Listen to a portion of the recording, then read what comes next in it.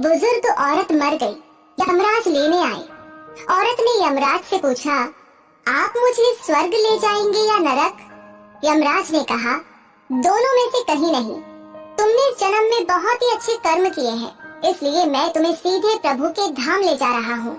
बुजुर्ग औरत खुश हो गई, बोली, धन्यवाद, पर मेरी आपसे एक विनती है। मैंने यहाँ धरती पर सबसे बहुत स्वर्ग नरक के बारे में सुना है। मैं एक बार इन दोनों जगहों को देखना चाहती हूँ। यमराज बोले कि तुम्हारे कर्म अच्छे हैं, इसलिए मैं तुम्हारी ये इच्छा पूरी करता हूँ। चलो, हम स्वर्ग और नरक के रास्ते से होते हुए प्रभु के धाम चलेंगे। दोनों चल पड़े। सबसे पहले नरक आया। नरक में बुजुर्ग औरत ने जोर जोर से लोगों की रोने की आवाज सुनी। वहाँ नरक में सभी लोग दुबले पतले और बीमार दिखाई दे रहे थे। औरत ने एक आदमी से पूछा, यहाँ आप सब लोगों की ऐसी हालत क्यों है? आदमी बोला, तो और कैसी हालत होगी? मरने के बाद जब से यहाँ आए हैं हमने एक दिन भी खाना नहीं खाया। भूख से हमारी आत्माएं तड़प रही हैं। तभी बुजुर्ग औरत की नजर एक विशाल पतीले पर पड़ी, जो कि लोगों के कद से करीब 300 फुट ऊंचा होगा। उस पतीले के ऊपर एक विशाल चम्मच लटका हुआ था। उस पतीले में से बहुत ही शानदार खुशबू आ रही थी। बुजुर्ग औरत ने उस आदमी से पूछा, इस पतीले में क्या है? आदमी मायूस होकर बोला, ये पतीला बहुत ही स्वादिष्ट खीर से हर समय भरा रहता है। बुजुर्ग औरत ने हैरानी से पूछा, इसमें खीर है तो आप लोग पेट भर के ये खीर खाते क्यों नहीं? भूख से क्यों तड़प रहे हैं? आदमी रो रो कर बोलने लगा, कैसे खाए? ये पतीला 300 फुट ऊंचा है। हम में से कोई भी उस पतीले तक नहीं पहुंच पाता।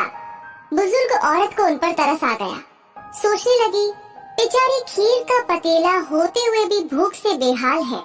शायद ईश्वर ने उन्हें यही दंड दिया होगा। यमराज बुजुर्ग औरत से बोले, चलो हमें देर हो रही है। दोनों चल पड़े। कुछ दूर चलने पर स्वर्ग आया।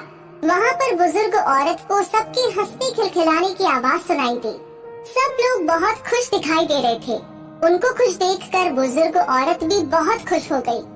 पर वहाँ स्वर्ग में भी बुजुर्ग औरत की नजर वैसे ही 300 फुट ऊंचे पतीले पर पड़ी, जैसा नरक में था।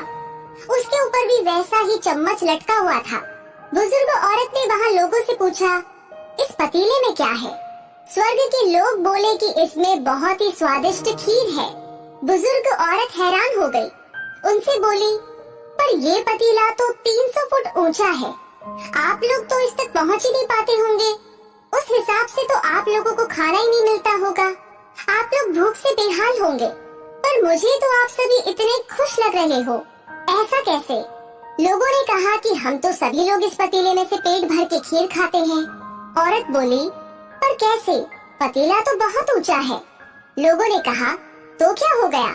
पतीला ऊंचा है तो यहाँ पर कितने सारे पेड़ हैं। ईश्वर ने ये पेड़ पौधे नदी झरने हम मनुष्यों के उपयोग के लिए ही तो बनाए हैं। हमने इन पेड़ों की लकड़ी ली, उसको काटा, फिर लकड़ियों के टुकड़ों को जोड़कर विशाल सीढ़ी का निर्माण किया। उस लकड़ी की सीढ़ी के सहारे हम पतीले तक पहुँचते हैं और सब मिलकर खीर का आनंद लेते हैं। बुजुर्ग औरत यमराज की तरफ देखने लगी। यमराज मुस्कुराए और बोले, ईश्वर ने स्वर्ग और नरक मनुष्यों के हाथों में ही सौंप रखा है।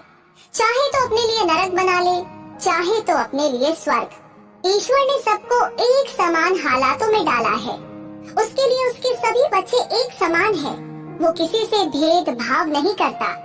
वहाँ नरक में भी पेड़ पौधे सब थे, पर वो लोग खुद ही आलसी हैं। उन्हें खीर हाथ में चाहिए। वो कोई कर्म नहीं करना चाहते, कोई मेहनत नहीं करना चाहते, इसलिए भूख से बेहाल है। क्योंकि यही तो ईश्वर की बनाई इस दुनिया का नियम है। जो कर्म करेगा, मेहनत करेगा, उसी को मीठा फल खाने को मिलेगा। तो दोस्तों, यही आज का सुविचार है। स्वर्ग और नरक आपके हाथ में है। मेहनत करे, अच्छे कर्म करे और अपने जीवन को स्वर्ग बनाए। अगर ये वीडियो अच्छी लगी हो तो इसे शेयर जरूर करें और वीडियो से आपको क्या सीख मिली कमेंट बॉक्स में लिख करके अपनी राय जरूर दें। और ऐसी ही वीडियोस देखते रहने के लिए हमारे पेज को फॉलो करना न भूलें। धन्यवाद।